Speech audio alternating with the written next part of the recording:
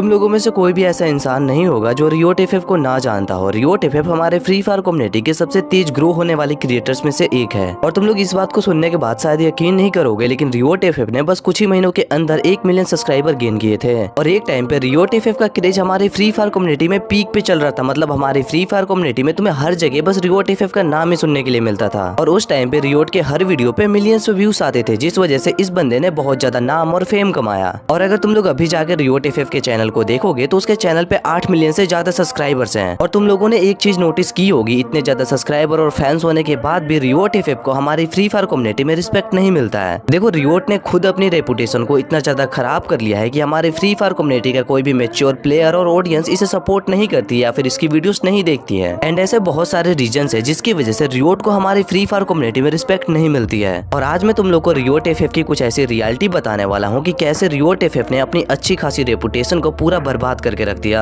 तुम सभी लोगों को ये बात तो पता ही है कि रियोट एफएफ को स्क्रिप्टेड किंग कहा जाता है और रियोट की हर एक वीडियो स्क्रिप्टेड होती है। और देखो, हमारी फ्री फायर कम्युनिटी में लगभग हर यूट्यूबर स्क्रिप्टेड वीडियो बनाता है, लेकिन उन्हें इतना हिट क्यों नहीं मिलता है जितना रियोट को मिलता है। देखो, बाकी यूट्यूबर की स्क्रिप्टेड वीडियोस नॉर्मल होती है, लेकिन अगर तुम लोग रियोट एफएफ की वीडियो देखोगे तो तुम्हें ऐसा लगेगा कि ये कुछ ज्यादा ही स्क्रिप्टेड हो गया है, इतना नहीं करना चाहिए था और ऑडियंस इतने ज्यादा पागल नहीं है। और जब इन स्क्रिप्टेड वीडियोस के लिए रियोट को क्रिटिसाइज किया जाता है तब भी ये बंदा अपनी वीडियो और अपनी स्क्रिप्ट को इम्प्रूव नहीं करता है, क्योंकि ये बात रियोट को बहुत अच्छे से पता है। जब रियोट इस लेवल की स्क्रिप्टेड वीडियोस बनाना बंद कर देगा तो जो छोटे बच्चे रियोट के अंदर और यूरा देखते हैं ये उसे सपोर्ट करना बंद कर देंगे। एंड इसी वजह से हमारे फ्री फायर कम्युनिटी की यूट्यूबर्स और मेच्योर ऑडियंस कभी भी रियोट को रिस्पेक्ट नहीं करते हैं। और स्क्रिप्टेड वीडियोस बनाने के अलावा भी रियोट ने बहुत सारी ऐसी चीजें की है जिस वजह से रियोट को हिट मिलता है। और अब मैं तुम लोगों को प्रूफ के साथ कुछ ऐसी चीजें बताने वाला हूँ जिस वजह से रियोट के फैंस मुझे बहुत ही ज्यादा हेट करेंगे। देखो, जब रियोट स्टार्टिंग में वीडियोस बनाता था तब इसका एक बहुत ही अच्छा फ्रेंड हुआ करता था जिसका नाम राज था और राज की आईडी लेके रियोट स्टार्टिंग में वीडियोस बनाता था। और जब तक रियोट बहुत ज्यादा फेमस नहीं हुआ था तब तक रियोट और राज बहुत ही अच्छे दोस्त हुआ करते थे और राज रियोट की हर वीडियो बनाने में बहुत ही ज्यादा हेल्प किया करता था। लेकिन जब रियोट एकदम से बहुत ही ज्यादा ग्रो करने लगता है तब रियोट राज की आईडी स्कैम कर लेता है, जिस आईडी से वो वीडियोस बनाया करता था पहले। और अब तुम लोग बोलोगे कि इसका क्या प्रूफ है कि रियोट ने ही राज की आईडी स्कैम की है, तो तुम लोग खुद राज के मुंह से ही सुन लो। भाई, मैंने इतने दिन तक साथ काम किया, हर एक वीडियो में मैंने उसकी हेल्प की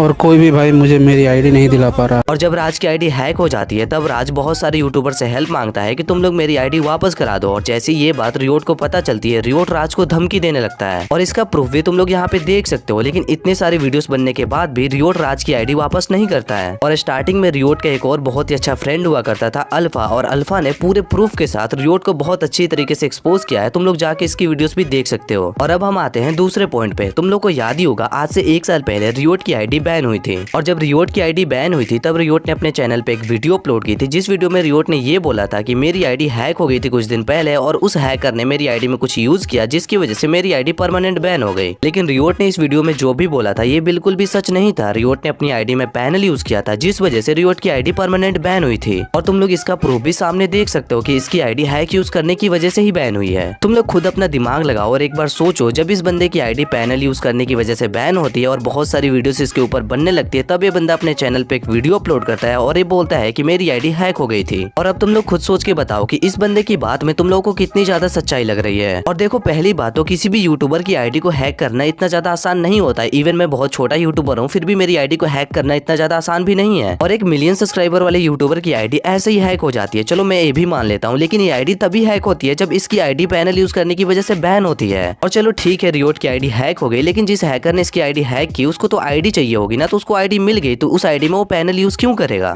और इस बात से साफ साफ प्रूफ हो जाता है कि रियोट ने ही अपनी आईडी में पैनल यूज किया था, जिस वजह से इसकी आईडी बैन हुई थी। और तुम लोग को ऐसा लग रहा होगा कि रियोट की बस एक आईडी बैन हुई है पैनल यूज करने की वजह से, लेकिन ऐसा नहीं है। रियोट की पास्ट में 2-3 और आईडी बैन हो चुकी है बस पैनल यूज करने की वजह से। और तुम लोग को याद ही होगा कि रियोट एफएफ और डायडी कॉलिंग के बीच एक 1v1 मैच हुआ था और इस मैच के बाद एक बहुत ही बड़ी कंट्रोवर्सी स्टार्ट हो गई थी। देखो, हम सभी को पता है कि रियोट बस स्क्रिप्टेड वीडियोस बनाता है और डायडी कॉलिंग हमारे फ्री फायर कम्युनिटी के बहुत पुराने यूट्यूबर है और ये कभी स्क्रिप्टेड वीडियोस नहीं बनाते हैं। और जो 1v1 डायडी कॉलिंग और रियोट एफएफ के बीच हुआ था ये स्क्रिप्टेड नहीं था, ये पूरा रियल था, जिसमें डायडी कॉलिंग ने रियोट को बहुत बुरी तरीके से हराया था। और जब डायडी कॉलिंग ने रियोट को हरा के अपने चैनल पे वीडियो अपलोड की तब डायडी कॉलिंग के फैंस जाकर रियोट को ट्रोल करने लगे। एंड इस वजह से रियोट एफएफ डायडी कॉलिंग को एक और मैच खेलने के लिए बोलता है और इस बार रियोट खुद बोलता है कि ये मैच पूरा फेयर होने वाला है और इस मैच में रियोट अपने फ्रेंड की आईडी से आता है और रियोट इस मैच में डायडी कॉलिंग को हराने के लिए पैनल यूज करता है। और जैसे ये मैच खत्म होता है उसके कुछ ही देर बाद रियोट की वो आईडी बैन हो जाती है जिस आईडी में वो पैनल यूज करके डायडी कॉलिंग के साथ खेल रहा होता है। और अब बहुत सारे लोग बोलेंगे कि इसका क्या प्रूफ है कि रियोट ने उस मैच में पैनल यूज किया था, तो तुम लोग डायडी कॉलिंग की रिकॉर्डिंग सुन सकते हो। मैंने उसको सीधा बोला था, भाई देख मेरे से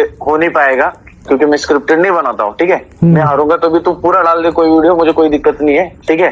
और मैं हारूंगा तो भी मेरे चैनल पे डाल दूंगा। हाँ, मुझे उसी टाइम बोला कि रोहित भाई कि हम क्या करेंगे, और एक वीडियो बनाएंगे, ठीक है, क्योंकि आपकी ऑडियंस है मुझे बहुत कमेंट्स में आके गलत गलत बोल रहे हैं। और बोला कि रोहित भाई मुझे एक वीडियो बनाना, तुम गेम में आओ। मैं बोला ठीक है भाई। मैं उस टाइम भी बोला कि भाई मैं फेयर ही बनाऊंगा। क्या पता है क्या, नेक्स्ट टाइम फोन से आया, ठीक है।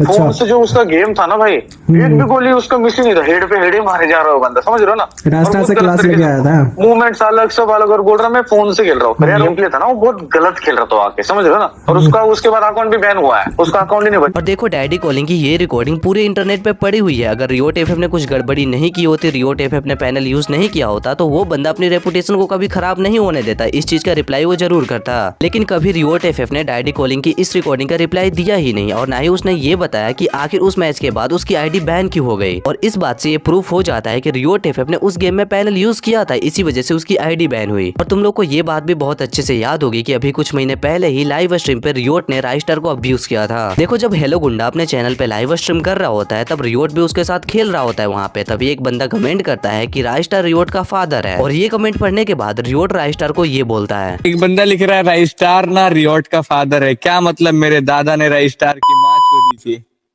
देखो उस बंदे ने जो लिखा था उसको पढ़ने के बाद किसी को भी गुस्सा आएगा, लेकिन इसमें राइस्टार की कोई गलती नहीं थी। अगर रियोट चाहता तो उस बंदे को गाली दे सकता था, उस बंदे को अब्यूज कर सकता था, क्योंकि राइस्टार ने ऐसा नहीं कहा था उस बंदे को कि जाके तुम रियोट एफएफ के लाइव स्ट्रीम पे कुछ ऐसा कमेंट करो। लेकिन रियोट एफएफ बिना कुछ सोचे समझे राइस्टार को अब्यूज कर देता है। एंड इसके बाद रियोट एफएफ के ऊपर बहुत सारी एक्सपोज और रोस्ट वीडियो बनती है, जिसकी वजह से रियोट एफएफ अपने चैनल पे एक वीडियो अपलोड करता है। एंड जब रियोट अपने चैनल पे वीडियो अपलोड करता है, रियोट अपनी इस वीडियो में भी ये एक्सेप्ट नहीं करता है कि उसने राइस्टार को गाली दिया है, जबकि उस क्लिप को सुनने के बाद साफ साफ ये पता चलता है कि इस बंदे ने राइस्टार को ही गाली दिया है। और रियोट अपनी उस वीडियो में ऑडियंस को बस मैनिपुलेट करता है कि राइस्टार हमारे फ्री फायर कम्युनिटी का लेजेंड है, मैं उसे गाली कैसे दे सकता हूँ। और ऑडियंस रियोट की बातों को सुन के मैनिपुलेट हो भी जाती है। लेकिन अगर तुम लोग जाके अभी उस क्लिप को देखोगे जहाँ रियोट ने राइस्टार को अब्यूज किया है, तो तुम्हें समझ में आ जाएगा कि रियोट ने बस राइस्टार को गाली दी थी। और तुम सभी लोगों को पता है कि रियोट हमेशा ये बोलता रहता है कि मैं अपनी ऑडियंस को धोखा नहीं दे सकता हूँ, या फिर मैं अपनी ऑडियंस के साथ कभी स्कैम नहीं कर सकता हूँ। और अभी मैं तुम लोग को प्रूफ के साथ दिखाने वाला हूँ कि कैसे रियोट एफएफ ने अपनी ऑडियंस के साथ कितना बड़ा स्कैम किया है। तुम लोग सबसे पहले इस वाली क्लिप को देखो।